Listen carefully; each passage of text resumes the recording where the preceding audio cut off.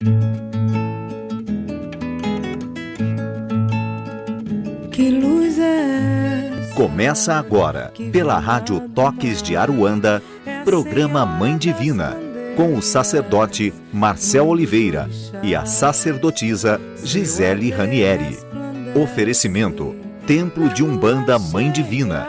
Confira a agenda de cursos, atendimentos e atividades no site www.templomãedivina.com.br www.templomãedivina.com.br ou no Facebook Templo Mãe Divina. No ar, programa Mãe Divina, com o sacerdote Marcel Oliveira e a sacerdotisa Gisele Ranieri.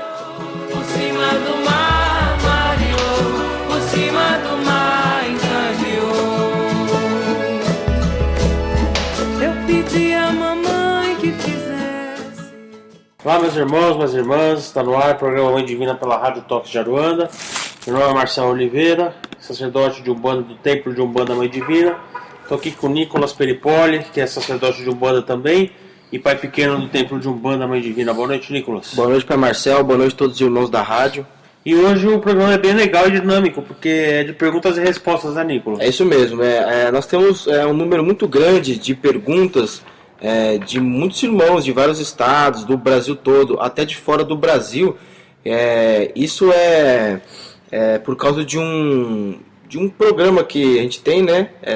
TV Mãe Divina, na verdade, né? São os vídeos que o Pai Marcel faz para o canal do YouTube do Mãe Divina. E dentro desses vídeos tem um vídeo que são vídeos sequenciais, né? Que a gente chama de perguntas e respostas. Então o pessoal vai mandando as perguntas e no vídeo a gente vai respondendo todas as perguntas que o pessoal envia. E, é um baita sucesso, o pessoal gosta muito, porque às vezes o pessoal pensa, é aquela pergunta boba que a gente tem vergonha de fazer e tudo mais, ou talvez ninguém sabe me responder, então a gente responde, lógico, dentro de uma ótica bem plural, né? Porque a gente sabe que existem diversas vertentes de Umbanda, cada terreiro tem a sua linguagem, a sua metodologia de trabalho espiritual. Então, sempre respeitando esses pilares, nós respondemos as perguntas. E a gente pegou algumas perguntas legais para responder aqui no programa de hoje, que também nós acreditamos que seja muito importante para todos vocês. Bom, vamos lá então. A primeira pergunta é a seguinte: boa noite, sou apaixonada pela Umbanda, cheguei a entrar em 2 casas, mas não deu certo, pedi licença e saí. Quero muito terminar meu desenvolvimento, já estou buscando isso, buscando mais conhecimento. Eu só queria saber por que as coisas na minha vida começam a dar certo, depois desanda tudo. Existe mesmo surra de santo? Sou filha de Xangô e gostaria de saber disso. Então, irmã, começando a responder a sua pergunta, são de várias partes, né? Primeiro, surra de santo, orixá, né? Na verdade, orixá ou santo católico, no sincretismo, ele jamais vai te dar uma surra. Ele jamais vai prejudicar a sua vida porque você não esteja dentro de um terreiro cultuando ele, né?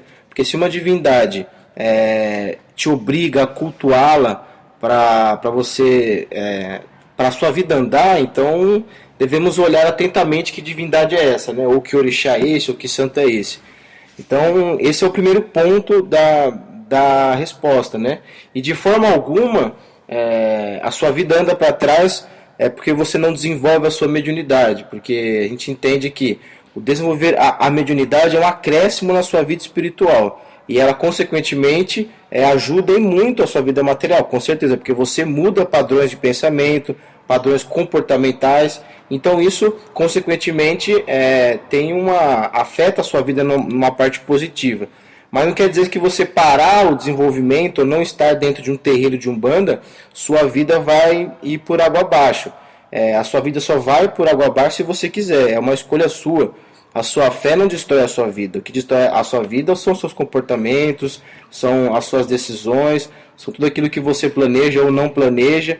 Então não faça essa confusão, tá bom? Lógico que na Umbanda, popularmente, muito ficou conhecido dessa forma, né? Sua vida espiritual está travada, quer dizer, sua vida material está travada porque você precisa trabalhar. Então é bom a gente separar as coisas mesmo, porque...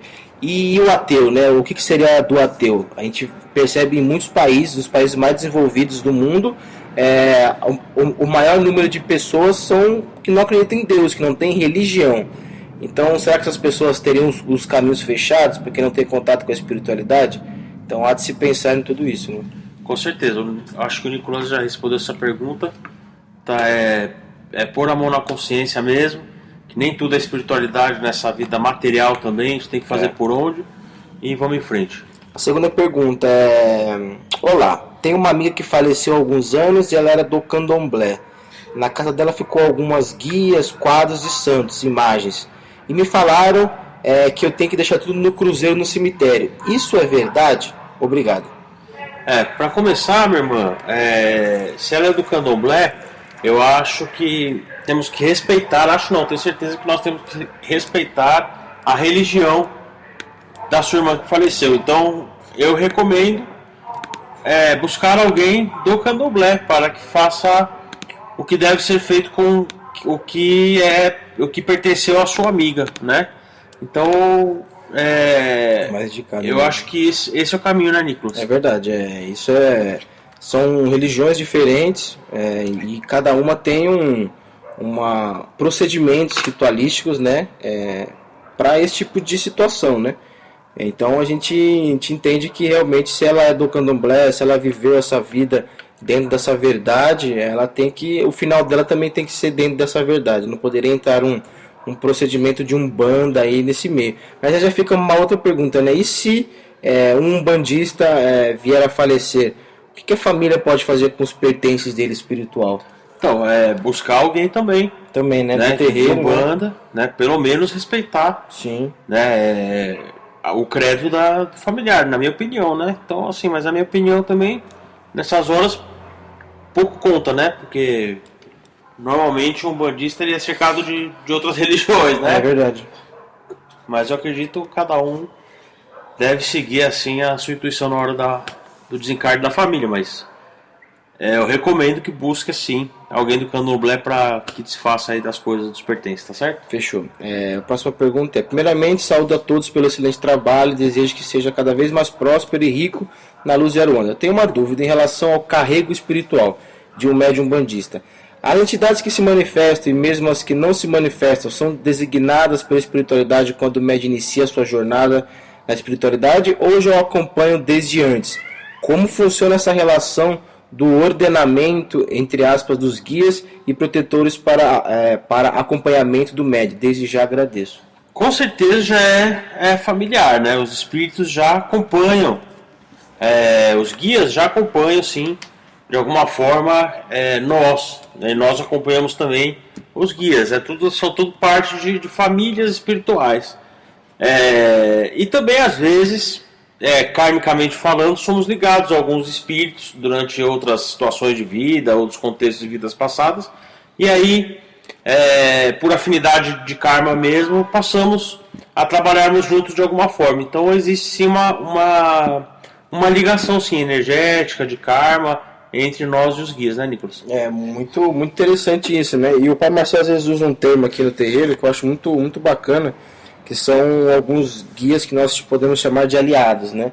Que eles não estão conosco, por exemplo. Tem uns guias que, eu nasci, eu cresci, o guia sempre está perto de mim e tudo mais, são os guias mais próximos que têm essa relação, mas ao longo da caminhada, alguns guias se apresentam, né?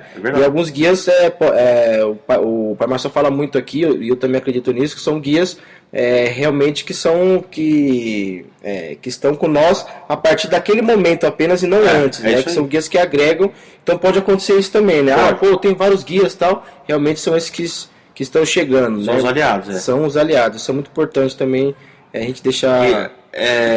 Às vezes você sente que o guia que se aproxima não é tão assim como o seu preto velho, o seu caboclo, mas está lá, né? Esses sim são os aliados que se aproximam durante a sua jornada aí na sua mediunidade, né? É verdade, porque senão ficaria, nossa, eu tenho milhares de guias, milhares de caboclos, de Exus, e todo mundo tá ali me acompanhando, né? Então sim, a gente tem que... uma coisa meio doida, né? Exatamente. Então ao longo da vida mesmo, e principalmente para quem tem uma coroa, vamos colocar dessa forma, uma coroa sacerdotal, vamos dizer assim, que vai abrir um terreiro, muitos espíritos também se agregam, né? Aquela egrégora do tempo, né? Aí já também é uma coisa além, mas isso também pode acontecer. Com certeza. Então a próxima pergunta gostaria de saber se é possível sentir a dor física de outra pessoa.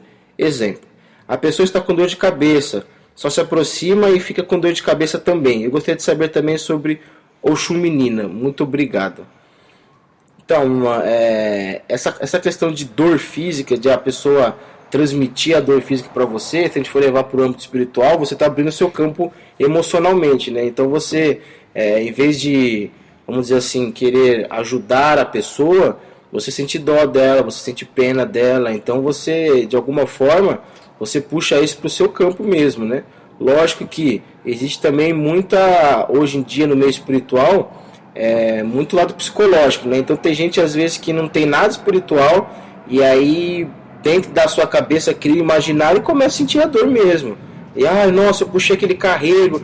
Tem gente que já tem uma mente condicionada a isso também. Lógico que existe uma mediunidade que você trabalha isso, mas hoje em dia o que você mais vê são realmente pessoas que psicologicamente estão bem perturbadas na questão, né? Quando se fala de espiritualidade, espírito, então tudo pega carrego, tudo pega... Pô, então cadê Deus nessa história? Cadê o seu orixá? Você tem caboclo, preto velho, você tem Exu? Pode existir? Pode, mas tem que ver como isso pode acontecer, né? Com certeza. É o famoso média esponja que a gente fala, que o pessoal não gosta, né, de ouvir. Existem casos e casos, eu teria que estudar isso bem particularmente, mas... cuidado aí, irmão, fecha seus campos e vamos em frente, né? Toma um banho de erva, sempre manter as suas Deus. orações para Deus, para o seu orixá. E Oxum Menina é uma qualidade de Oxum na Umbanda, né? Alguns consideram até pelo nome, né? Falar, o nome é simbólico, Oxum Menina, então seria um Oxum mais novo, mas Oxum por si só, no geral, ela seria a mãe menina, né? A mãe mais nova, né? Então é uma qualidade de Oxum. Só que as qualidades de Oxum em cada terreiro, em cada vertente, às vezes tem explicações diferentes.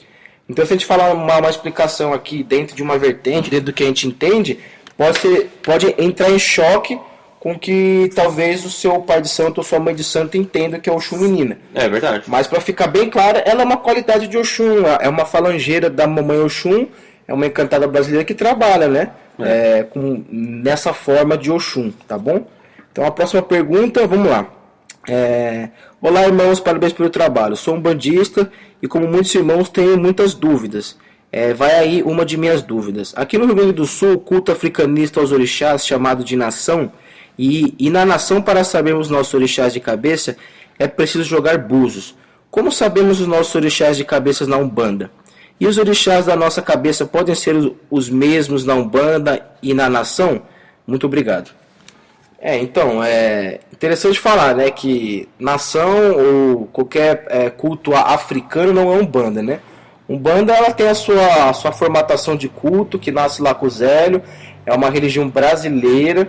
É lógico que alguns setores da Umbanda têm uma influência uma afro mais forte, né? Mas não quer dizer que a Umbanda é 100% afro, né? A Umbanda tem uma parte, mas não é tão grande assim, vamos dizer assim. Porém, na Umbanda você tem esse termo orixá. Eu sou filho de tal orixá, o orixá me abençoa, ele é meu padrinho, minha madrinha, ok. Nós entendemos que a busca pelo orixá na Umbanda, no geral, numa parte plural, ela é entendida a partir do médio. Por quê? Se você fosse lá na casa de Zélio, que lá é o núcleo, lá é o grande útero da Umbanda, ninguém fala, o Zélio era filho de Oxalá, por exemplo. O Zélio era filho de Ogum. Não existia esse termo. Então isso é muito mais atual. Na verdade, dos anos de 1946, 1950, começaram as primeiras literaturas de Umbanda falando sobre isso. Lourenço de Braga, da Mata e Silva começaram com esses termos de filho e ter uma regência. E aí isso hoje toma uma forma muito grande. Então, para a gente entender isso, você tem que buscar isso, meu irmão. Você tem que estudar os orixás, estudar não se apegar às características negativas, mas olhar para o orixá.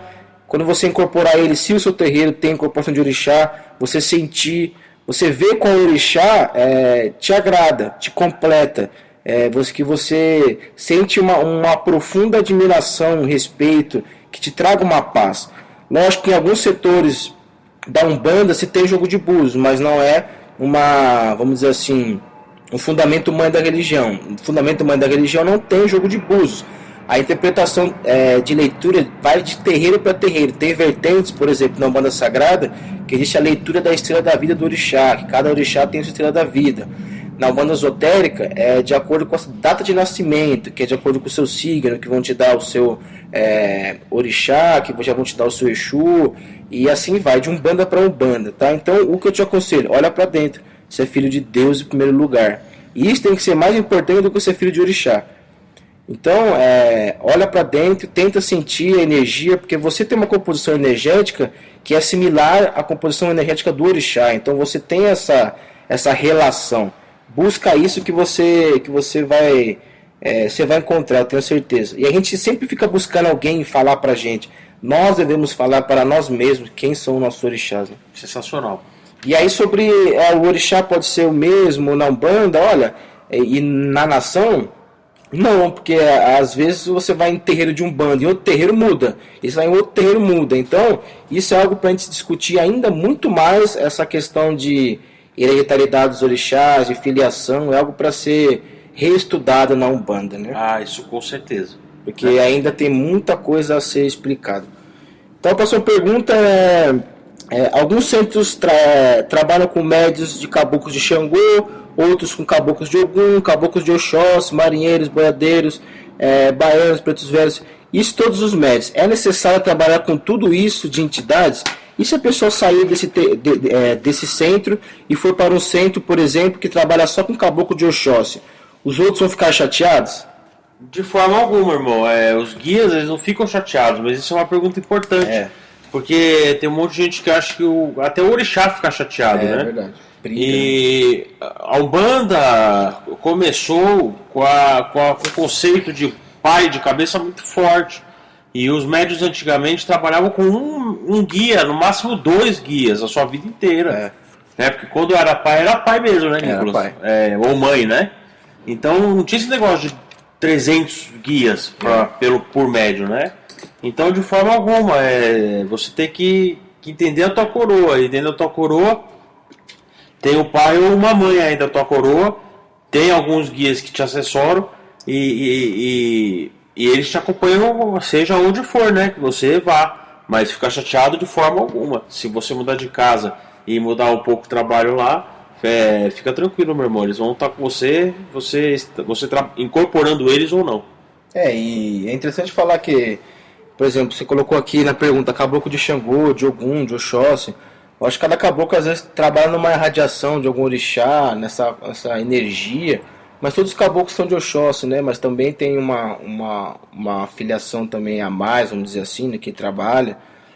Mas é isso que o pai Marcelo falou, realmente é a chave de tudo, né? Eu acredito que todos os caboclos são todos de orixás, né? Não tem... Porque se a gente colocar que todos os caboclos são de Oxóssi, aí já também nós vamos estar falando de uma vertente. É verdade. Então, todos os caboclos são de todos os orixás, porque eu já vi muito caboclo aí de uma vertente aí que falava, caboclo, vamos supor, Birajara Peito de Aço, que falava que era de Ogum, e eu vi o Birajara Peito de Aço falar que era de Oxóssi mesmo. Sim, também tem essa. Então, todos os caboclos são de todos os orixás, não importa não. Gostaria de saber qual a diferença, a semelhança entre Umbanda Sagrada e Umbanda Esotérica, e se existe, desde já agradeço. São dois caminhos de, vamos dizer assim, doutrinários diferentes dentro da Umbanda. Hoje em dia, se for olhar, são as duas vertentes, vamos dizer assim, em mais exposição, né? Então, o que a gente tem de Umbanda Esotérica, ela nasce aonde? Ela nasce em 1956 com o D'Amato Silva, o primeiro livro de Umbanda, Umbanda de Todos Nós. Porém, o termo Umbanda Esotérica, de verdade, nasce com Benjamin Figueiredo. Isso é importante que fique claro. Porque ele, que foi um médio de Zélio, ele sai de uma escola do Zélio, né, Fernando de Moraes, o pai da Umbanda, inclusive ele é desenvolvido pelo Zélio, né, incorporando o Caboclo Mirim. E aí ele funda a Tenda Mirim, que posteriormente também funda o Primato de Umbanda, que é uma das federações mais fantásticas hoje que tem até hoje. O Caboclo Mirim também existe, a Tenda, né? Então ele foi o primeiro médium que foi buscar um estudo esotérico sobre a Umbanda. Ele foi buscar algo um pouco mais mágico, um pouco mais europeu para a Umbanda e trouxe um pouco já dessa influência para a Umbanda. E aí Damásio Silva estuda com o Benjamin Figueiredo, e a partir desse estudo, de outros estudos também, ocultistas, ele apresenta um novo caminho de Umbanda, que aí se dá Umbandan, né, que tem esse conceito. Então, a partir disso, o Damásio Silva lança, se eu não me engano, 9 a 10 livros dessa doutrina de Umbanda esotérica, onde ele repagina os orixás, ele traz uma outra linguagem dos orixás, e ele é o primeiro que fala de que orixás são vibrações do absoluto, que seria Deus, são espíritos virginais, e aí começa todo um estudo. Inclusive de potestades, né? Isso, que ele fala que as 7 linhas de Umbanda são emanações do absoluto de Deus, que são como se fossem potestades, né? Que seriam seres, vamos dizer assim, muito, muito, muito elevados. Já ouvimos isso em outro lugar, né? Exatamente. E aí a gente tem também, e aí Damásio Silva continua toda a sua estrutura, e também tem uma estrutura de sacerdócio, tudo desse estilo. Então, e a Umbanda Sagrada já nasce com Rubens Saraceni, o pai Rubens Saraceni. Ela começa a nascer na década de 90. Lógico que o trabalho do pai Rubens vem da década de 80. Ele estudou com o pai Ronaldo Linares. Lembrando que o pai Ronaldo Linares ele teve a outorga do próprio Zélio de continuar a Umbanda, vamos dizer assim, que ele trouxe através do Caboclo das Encruzilhadas. Então o pai Rubens estuda com o pai Ronaldo no sacerdócio de Umbanda, que inclusive é o primeiro sacerdócio aberto que se tem notícias, né? Foi o pai Ronaldo que abriu. E a partir disso, guiado pela espiritualidade, por 2 guias principalmente, né? Que você percebe na obra do pai Rubens, que é o pai Benedito de Aruanda e o mestre Seymour Remisserie, ele abre uma nova escola de Umbanda, que ficou conhecida muito aqui, principalmente na Umbanda paulista, de Umbanda Sagrada, que também tem uma outra estrutura de ver os orixás, né, que são tronos de Deus, são emanações de Deus, e a partir disso desce toda uma hierarquia divina até chegar nos orixás que nós trabalhamos aqui, nos guias espirituais. Então essas 2 umbandas hoje são as mais populares, vamos dizer assim, porque as 2 têm um número bom de livros. A Umbanda esotérica tem de 9 a 10, depois tem os livros do Rivas Neto, né? Mas a essência está no Damásio Silva. E aí depois você tem o Rubens, que tem 70 livros publicados e mais outros a serem publicados. E as outras umbandas, vamos dizer assim, as outras vertentes, tem 1 livro, 2 no máximo, e às vezes nem existia uma conotação de vertente, né? Existia apenas um livro que expunha uma opinião. Então essa é a grande diferença, vamos dizer assim, né, de diferença histórica, né? Porque se é Umbanda, é Umbanda. O caboclo pisa lá, o caboclo pisa aqui, faz o trabalho espiritual, não cobra por isso. Então essa é, vamos dizer assim, a diferença histórica entre essas 2 umbandas. E também, lembrando, o Damásio Silva também era guiado por um guia, né? Chama Pai Guiné, um preto velho, que sempre nas obras dele ele também colocava essa referência, que o pai Guiné também o sustentava e o amparava. E as outras vertentes que não tinha livro, é importante falar que não tinha livro por quê? Porque eram vertentes que tudo era passado oralmente, né? Verdade. Então eram passados através de vivências. Então quem comandava as outras vertentes, os antigos, né? Os antigos, não se preocupavam em fazer livro, porque eles passavam mais assim, oralmente mesmo, através dos trabalhos durante os anos aí. Mas devia ter feito livro? Devia, na minha opinião, também devia colocar todos os ensinamentos escritos, mas infelizmente a visão era outra, e aí meio que adormeceu muita coisa. Se perdeu muita coisa, né? Por esse fator aí, mas tudo bem. Mas é só para falar por que não tem livro, as outras, por causa disso. Por causa desse conceito tradicional da oralidade, que também preserva muita coisa, né? Porque muita gente está fazendo besteira hoje, né? Isso é muito importante. Quando você abre um conhecimento, ele é importante, ele é maravilhoso, mas aí também tem muito, desculpa a palavra, tá? Tem muito serruela aí que pega lê um livro e aí já quer abrir terreiro de Umbanda, já quer ensinar os outros, então é complicado. Emendando a pergunta do irmão aqui, que também é uma pergunta parecida. Olá, pai Marcelo, gostaria de fazer uma sugestão de pergunta de vídeo que ele fala, né? Que também está fazendo as perguntas aqui dos vídeos. Podia fazer um vídeo explicando sobre as vertentes de Umbanda, diferenças e similaridades. Abraços. Sobre vertentes de Umbanda? O que são vertentes de Umbanda? Fala aí, Nicolas, que você está fazendo o curso de... Você ministra o curso de teologia, então eu acho que você é a pessoa mais indicada para falar sobre as vertentes, assim. Vertentes de Umbanda são caminhos, né, de Umbanda, são visões, são interpretações de uma mesma verdade. Lógico que algumas interpretações podem, ela pode ser válida, pode, até o ponto de ela não interferir na estrutura mãe da Umbanda, no pilar mãe da Umbanda. Então, eu vou citar um exemplo, tá bom? Um exemplo bem polêmico, para a gente pensar, tá bom? Que a gente conversa muito aqui, o Pai Márcio também estava falando muito sobre isso, e eu também fico pensando sobre isso. Fundamento mãe da religião, manifestação do Espírito para a prática da caridade. Ok. Outro fundamento, nós acreditamos em Deus, nosso Senhor Jesus Cristo. Isso também é mandamento da Umbanda, a primeira Umbanda. Ok. Não fazer sacrifícios animais. Isso na tenda de Umbanda, que nasce a Umbanda, não se tem isso. E em entrevistas com o Zélio de uma forma, ele repudiava esse tipo de atitude, tá bom? Não estou falando que é errado, só estou falando uma visão histórica. Não, é errado. Eu agora vou ser mais polêmico aí. Então. É errado. Aí você percebe que, se é um mandamento mãe da religião, que o próprio Zélio falava, eu nunca, o caboclo nunca pediu, eu nunca fiz, e não é um mandamento de Umbanda. E aí você tem hoje na Umbanda esse tipo de fundamento, que lógico, deriva do culto africano e Yorubá. Nós vamos se perguntar até onde a diversidade na Umbanda é boa e até onde ela é ruim. Eu sou muito a favor da pluralidade, eu sou apaixonado pela pluralidade da Umbanda, eu gosto muito, me fascina, mas a pluralidade não pode interferir na personalidade inicial da Umbanda.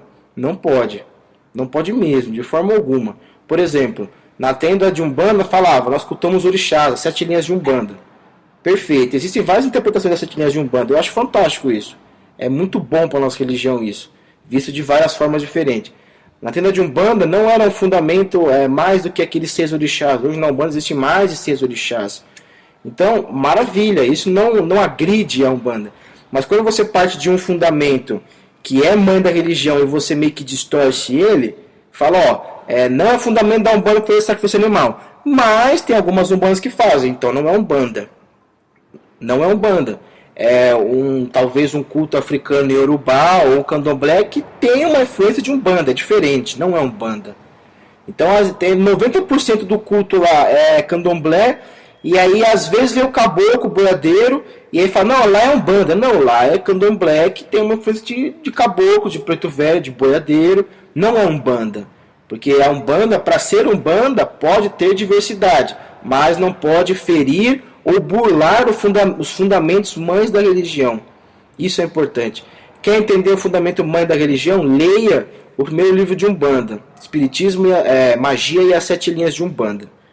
Quer entender o fundamento mãe da religião? Existem vários livros. Tem a História da Umbanda, do Alexandre Comino, que fala muitas passagens, entrevistas do Zélio, que inclusive o Zélio fala isso que a gente está falando aqui. Tem História da Umbanda Brasileira, Registros da Umbanda Brasileira, do Diamantino, que é fantástico também, que é outro grande historiador na Umbanda. Então, tem muita coisa para a gente entender. Então, vertentes de Umbanda, voltando, são caminhos que existem de entendimento dentro da Umbanda. Só que esses caminhos podem ser diferentes, mas não podem ferir os fundamentos mães da religião. Então a gente pode classificar da Umbanda antiga, que o pessoal fala, a Umbanda antiga, que é a Umbanda tradicional. Na Umbanda tradicional você tem a Umbanda cristã, você tem a Umbanda pura, a Umbanda popular, você tem depois da Umbanda tradicional você tem a Umbanda esotérica, a Umbanda molocô, a Umbanda trançada. Você tem esse Umbandomblé, que esse Umbandomblé às vezes é muito mais candomblé do que Umbanda. Você tem a própria Umbanda sagrada. Você tem vários tipos, tem a Umbanda de Jurema, a Umbanda de Caboclo, a Umbandaime, que é uma Umbanda nova aí, né, que está inserindo o Daime dentro da Umbanda. Então são várias formas de ver a Umbanda, mas vendo a Umbanda sempre baseado nos fundamentos mães da religião. É isso aí, Nicolas. Então a próxima pergunta é uma em várias. Dúvidas que eu tenho, vamos lá. Pode uma entidade revelar meu pai e mãe orixá? É a primeira pergunta dele. Uma entidade revelar, você é filho de tal orixá, de tal. Sim, pode. Segunda, é possível eu ser filho de determinado orixá mesmo não possuindo as características do arquétipo? Olha, o arquétipo, se a gente for falar de arquétipo físico, não quer dizer que todo filho de Ogum é alto e forte, né?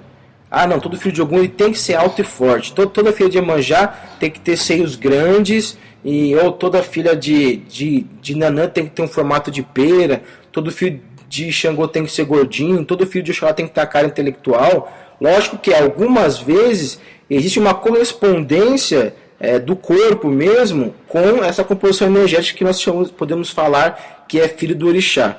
Agora, as características comportamentais, essas características impressas na nossa aula, vamos dizer assim, de quem você é, de atitude, esse não tem jeito, né? Então, se você tem essas características de comportamento, você é apadrinhado por esse orixá ou por aquela mãe orixá, né? Lógico que, lembrando, você pode ser filho de todos os orixás. Não se limite a ser filho de um orixá. Isso é muito pouco e pobre pra gente. A gente pode ser filho de todos os orixás, mas existe um orixá aí que está à frente da sua vida, que é o seu pai ou a sua mãe, que realmente está impresso em você, nitidamente na sua parte de, vamos dizer assim, o seu caráter, quem você é, essas atitudes, e isso não tem como, vamos dizer assim, entre aspas, fugir. E a última pergunta, para fechar esse primeiro bloco, pode uma mulher ter um orixá masculino de frente? Pode, sem problema, e o homem também. Então é bem tranquilo. É isso aí. Então vamos para o próximo bloco e salve as perguntas e respostas. Quem beira rio, beira mar, o que se ganha de Ogum, só Ogum pode tirar. Quem beira rio, beira mar, o que se ganha de Ogum, só Ogum pode tirar. Quem beira rio, beira mar, o que se ganha de Ogum, só Ogum pode tirar. Quem beira rio, beira mar, o que se ganha de Ogum, só Ogum pode tirar. Seu Ogum de ronda é quem vem girar e vem trazendo folhas pra descarregar. Seu Ogum de ronda É quem vem girar e vem trazendo folhas pra descarregar. Quem beira rio, beira mar, o que se ganha de Ogum, só Ogum pode tirar. Quem beira rio, beira mar, o que se ganha de Ogum, só Ogum pode tirar. Quem beira rio, beira mar, o que se ganha de Ogum, só Ogum pode tirar. Quem beira rio, beira mar, o que se ganha de Ogum, só Ogum pode tirar. Seu Ogum de ronda É quem vem girar e vem trazendo folhas pra descarregar. Senhor Ogum de ronda É quem vem girar e vem trazendo folhas pra descarregar. Quem beira rio, beira mar, o que se ganha de Ogum, só Ogum pode tirar. Quem beira rio, beira mar, o que se ganha de Ogum, só Ogum pode tirar. Quem beira rio, beira mar, o que se ganha de Ogum, só Ogum pode tirar. Quem beira rio, beira mar, o que se ganha de Ogum, só Ogum pode tirar. Quem beira rio, beira mar, o que se ganha de Ogum, só Ogum pode tirar. Quem beira rio, beira mar, o que se ganha de Ogum, só Ogum pode tirar. Quem beira rio, beira mar, o que se ganha de Ogum, só Ogum pode tirar.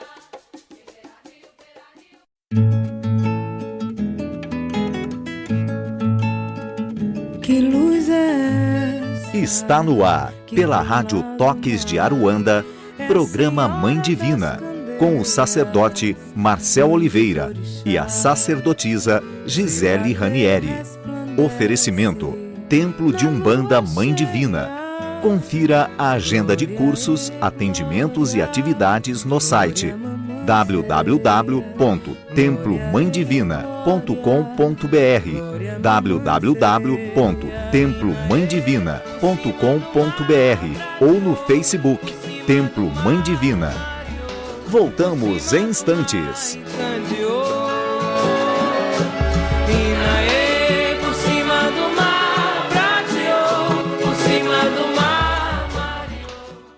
Estamos de volta, segundo bloco do programa Mãe Divina. E agora temos alguns recados para vocês. Lembrando que a gente está falando aqui de perguntas e respostas, né? Uma coisa que muita gente gosta, né? E isso acontece muitas vezes no desenvolvimento mediúnico. O Pai Marcel ministra aqui de quarta-feira. O Pai Marcel tem uma turma de quarta-feira de desenvolvimento mediúnico. E aí chegou até um ponto que o Pai Marcel teve que fechar essa turma, né? Estava aberto as inscrições e abrir uma nova turma de quinta-feira. Então, quinta-feira vai abrir uma nova turma de desenvolvimento mediúnico aqui no Mãe Divina. Começa dia 18 de junho, daqui a 2 semanas, né? Então, muitas pessoas querem desenvolver a sua mediunidade, querem esclarecer as suas dúvidas no campo da mediunidade, na visão da Umbanda, isso é importante dizer.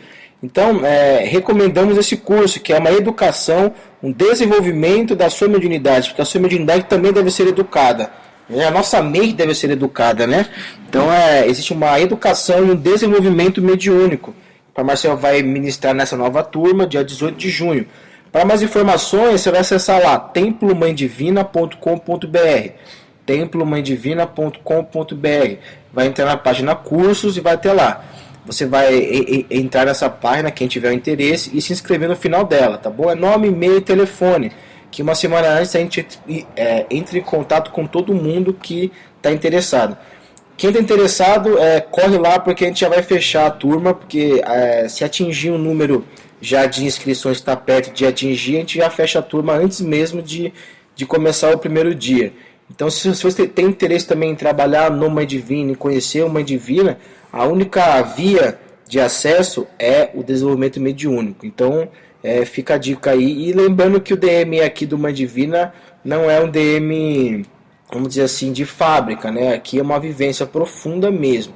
Então, você está disposto a não ter mais canela de vidro, a mudar o seu padrão mental, tirar o enlatado espiritual que está rolando hoje em dia. Esse é um caminho e eu aconselho muito, porque eu tenho a oportunidade de estar aqui todas as quartas-feiras. Eu tenho a oportunidade de estar desde o primeiro DM aqui da casa, vendo o Pai Marcel passar isso para o pessoal, e realmente a proposta do DM hoje em dia é uma proposta única mesmo, do Pai Marcel e do Mãe Divina. É isso aí. Então, fica aqui o convite, dia 18 agora, desse mês. Começa às 8h30 da noite, termina às 10h30. E se você sentiu o chamado aí, já faz sua inscrição rapidinho, porque quando chegar no número realmente eu vou fechar a turma.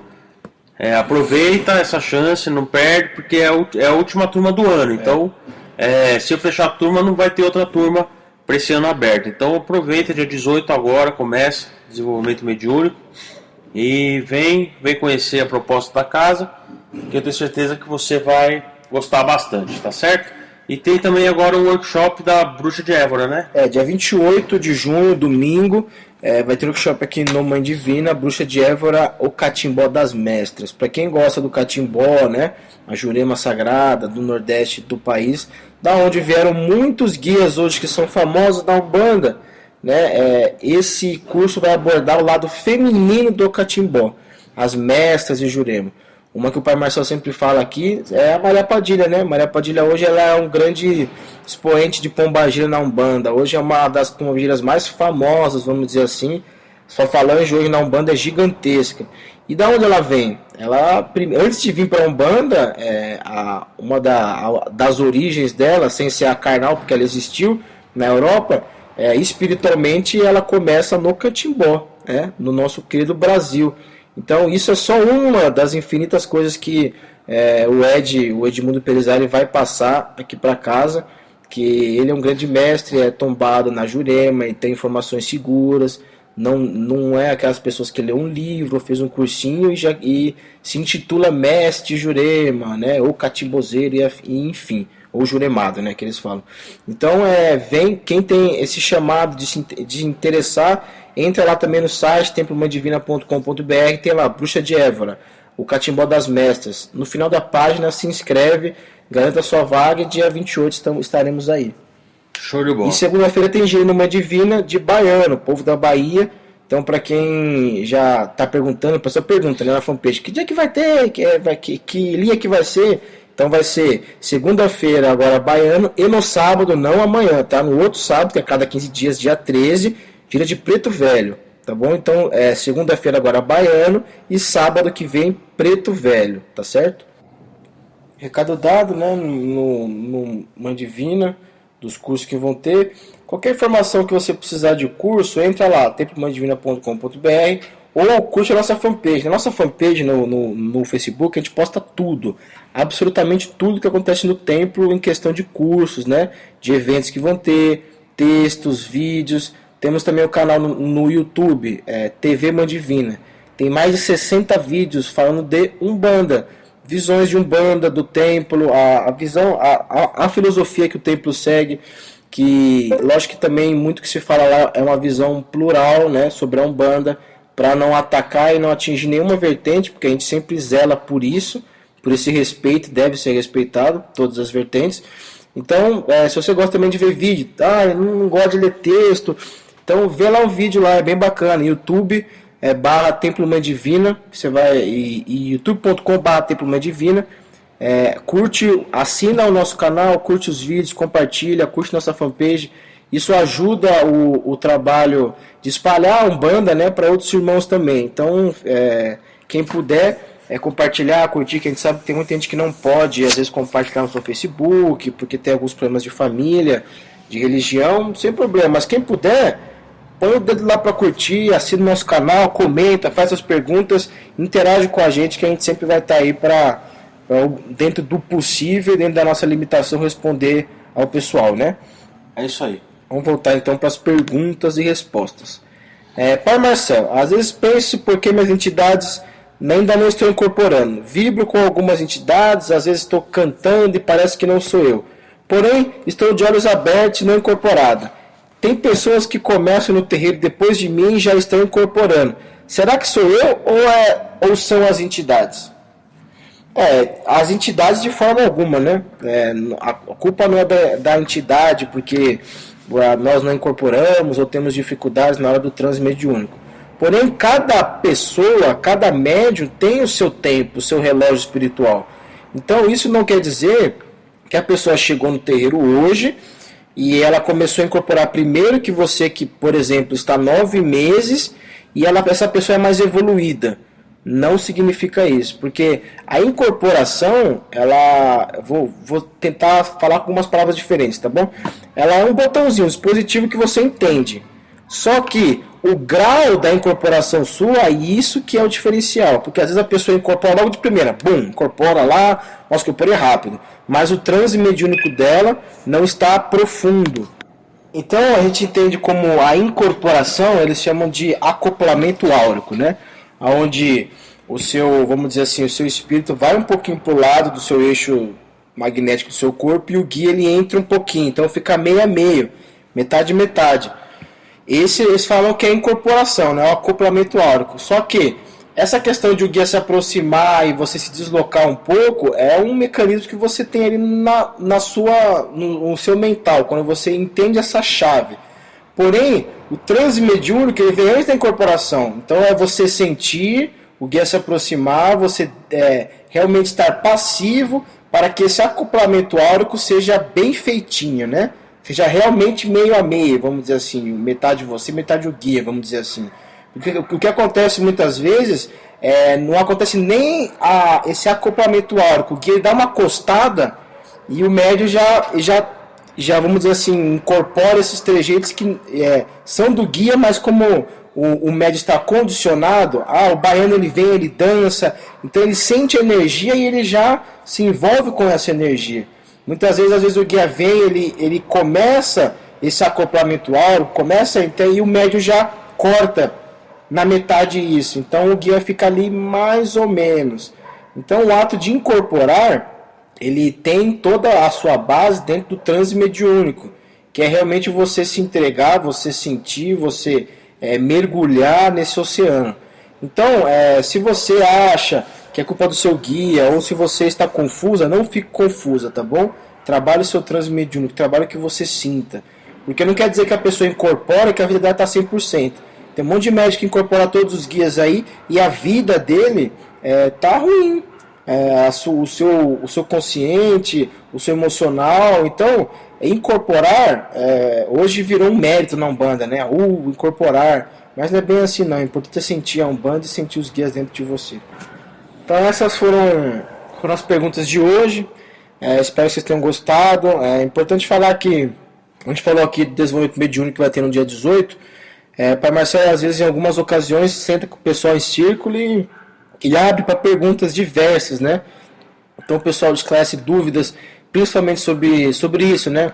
Incorporação, eu sinto isso, sinto aquilo. Então, desenvolver não é só tocar tambor, fechar o olho e incorporar o guia. É muito mais que isso.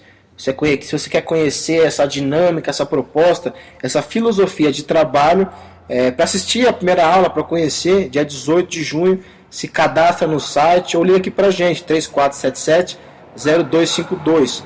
3477-0252. Lembrando que o telefone funciona de segunda a sexta-feira, das 2 às 7 horas da noite, tá bom? Das 2 horas da tarde às 7 horas da noite. Então, um grande beijo a todos, né? E até o próximo programa. Beijo a todos, até o próximo programa. Salve, Mãe Divina. Salve!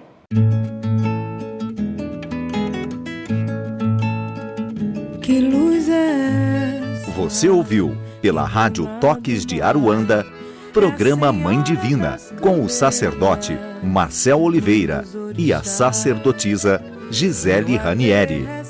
Oferecimento Umbandas.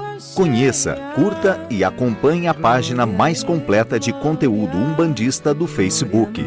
Acesse www.facebook.com/umbandas e o site www.umbandas.com.br. Conheça também a maior loja virtual de moda umbandista.